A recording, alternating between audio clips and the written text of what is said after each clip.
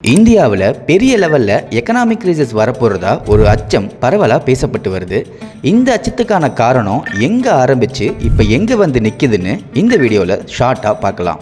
Iran இஸ்ரேலை பொறுத்த வரைக்கும் ஆரம்பத்திலிருந்து அவங்க எதிரி நாடு கிடையாது. இஸ்ரேல் ஒரு கண்ட்ரியாக கிரியேட் ஆனதுலேருந்து 1950s and 1970s வரைக்கும் ஈரான் அண்ட் இஸ்ரேலுக்குள்ள ஒரு நல்ல விதமான ரிலேஷன்ஷிப் தான் இருந்திருக்கு. 1979 ஈரானியன் ரெவல்யூஷனுக்கு அப்புறமா அயோதல்லா கோமேனி கிட்ட ஈரானோட ஆட்சி அதிகாரம் போகுது. அதன் பிறகுதான் ஈரான் இஸ்ரேல் ரிலேஷன்ஷிப்குள்ள விரிசல்கள் ஆரம்பிக்குது. இஸ்ரேல் கூட அமெரிக்கா நல்ல ரிலேஷன்ஷிப்ல இருக்கிறதால ஈரானுக்கு எதிரான நிலைப்பாட அமெரிக்கா எடுக்குது. மிடில் ஈஸ்ட்ல நடக்கக்கூடிய இந்த போர் சம்பவங்கள் எப்படி வேர்ல்டு எக்கனாமியில கிரைசிஸை ஏற்படுத்துதுன்னு பார்க்கலாம். மிடில் ஈஸ்ட் தான் உலகம் ஃபுல்லா சப்ளை ஆகக்கூடிய ஹியூஜ் ஆயில் ரிசர்வ். இப்ப இருக்கிற இந்த பதட்டமான சூழல் காரணமா அந்த ட்ரேடுக்கான நெருக்கடி ஏற்பட்டிருக்குன்னு சொல்றாங்க. முக்கியமா ஸ்ட்ரெய்ட் ஆஃப் ஹோர்மூஸ் என்ற சீரூட் வழியா தான் வேர்ல்டு வைடான ஆயில் சப்ளை பாஸ் ஆகுது.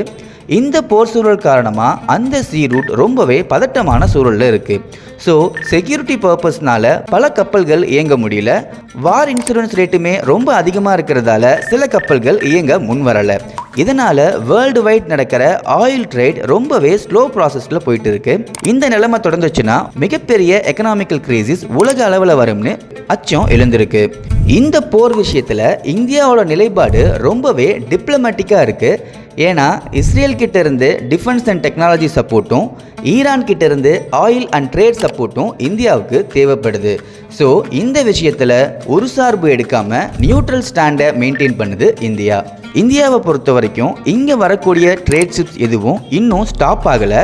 ஆனால் ரொம்ப கஷ்டமாக ஸ்லோ ப்ராசஸில் ஹை செக்யூரிட்டியோட மூவ் ஆகிக்கிட்டு இருக்கு.